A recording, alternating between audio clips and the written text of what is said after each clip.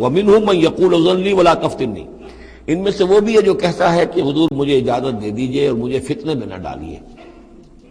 یہ بہت ہی مردود شخص تھا، جد ابن قیس لعنت اللہ علیہ، یہ منافقین میں سے تھا۔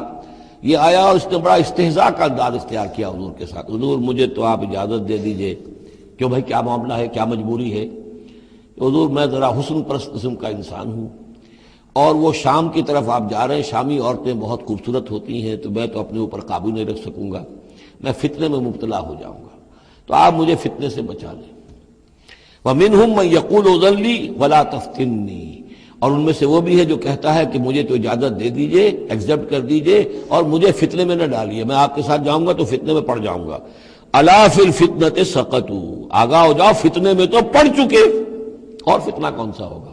جو بدبخت اس قسم کا معاملہ کر رہا ہے، بدترین فتنے کا شکار تو ہو چکا۔ وَإِنَّ جَهَنَّمَ لَمُحِيطَةٌ بِالْكَافِرِينَ، اور یقیناً جہنم جو ہے ان کافروں کا احاطہ کیے ہوئے ہے۔